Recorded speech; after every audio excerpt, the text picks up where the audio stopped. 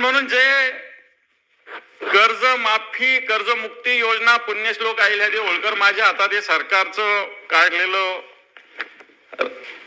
पत्रक आहे, या वर्षीचं 2 जूनला काढलेलं. याच्यात तब्बल 19 अटी आहे सभापती महोदय. म्हणजे एकतर द्यायची घोषणा करायची आणि मिळू नये अशा पद्धतीनं पूर्ण प्रयत्न करायचे सभापती महोदय.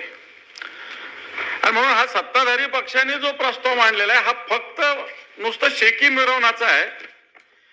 याच्यातून शेतकऱ्याचा किती फायदा होईल हे मला असं वाटतं कोणीतरी दाव्यासहित सांगावं. खरं तर इथं सभागृहात कृषी मंत्री उपलब्ध असायला पाहिजे, सहकार मंत्री असायला पाहिजे. ज्या सहकार मंत्री आहे, धन्यवाद पाटील साहेब. कृषी मंत्री सुद्धा इथं उपस्थित असण्याची आवश्यकता आहे ज्यावेळेस सत्ताधारी पक्षाचाच ठराव आहे.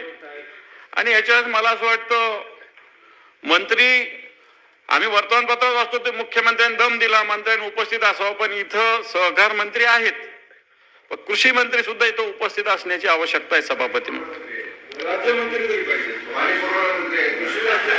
पाणी पुरवठ्यावर चर्चा होईल ना, जल जीवन मिशनचे त्यांचे काय हाल आहे त्यांनाच माहिती, ते बोलणार नाही इथं, पण त्यांचे काय हाल आहे त्यांना चांगल्या पद्धतीनं माहिती आहे. त्याच्यामुळे त्यांच्या विषयावर आपण नंतर बोलू.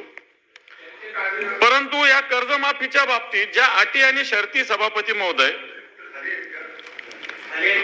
मला असं वाटतं 2019ला जी कर्जमाफी झाली होती ती एका थंबवर झाली होती, एका थंबवर. कोणत्याही शेतकऱ्याला बँकेत जावं लागलं नाही,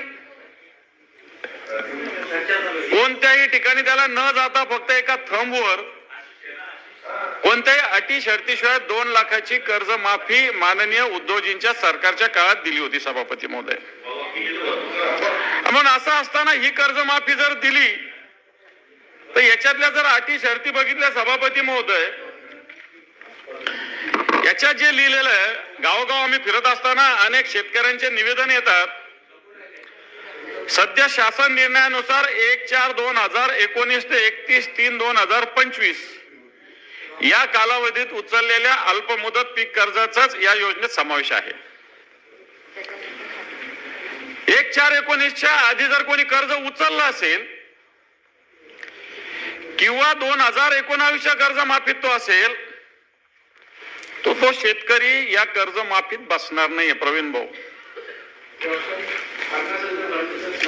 सांगतो मी, 50,000च त्याला माफ आहे. समजा माझ्यावर 2.5 लाख, सांगतो ना, समजा माझ्यावर 3 लाख कर्ज आहे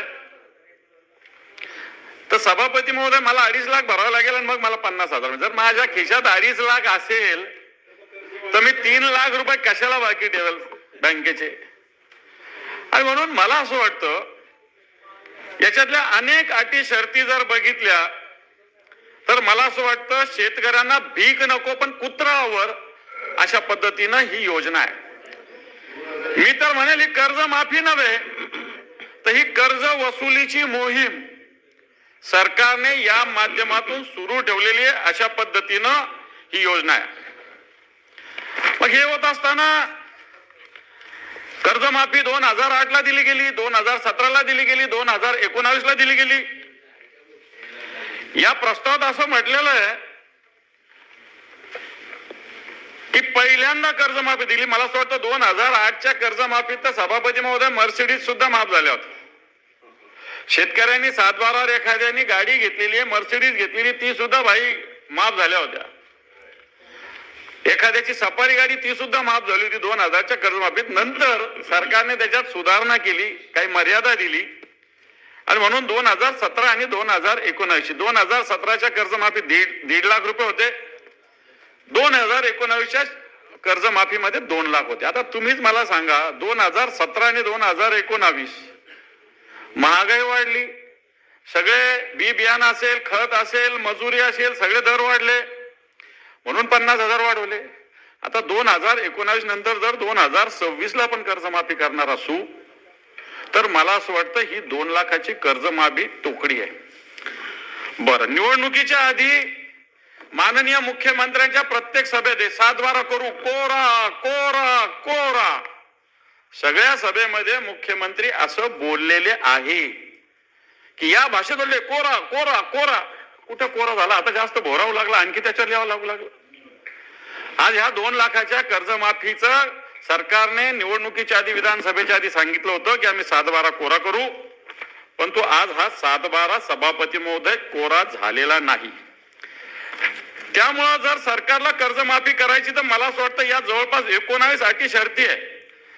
प्रोत्साहन लाभाला अटी शर्ती आहे, कर्जमुक्तीला अटी शर्ती आहे, OTS ला अटी शर्ती. मला असं वाटतं OTS एकदा झालं ना सभापती महोदय, नंतर कर्ज मिळणं अवघड होतं. हे मी तुम्हाला सांगते, तुम्हाला काय मी सांगायची गरज नाही. एकदा OTS केलं कर्ज मिळणं अवघड होत असतं, हे लक्षात ठेवा. म्हणून शेतकऱ्यांनी OTS केलं तर उद्या त्याचं नव्याचं जुनं काय, त्याला नवं भेटणार नाही, जुनं त्याचं काय व्हायचं ते होईल, अशा प्रकारे स्थिती होणार आहे. आणि म्हणून ही कर्जमाफी पूर्णपणे सभापती महोदय फसवी आहे.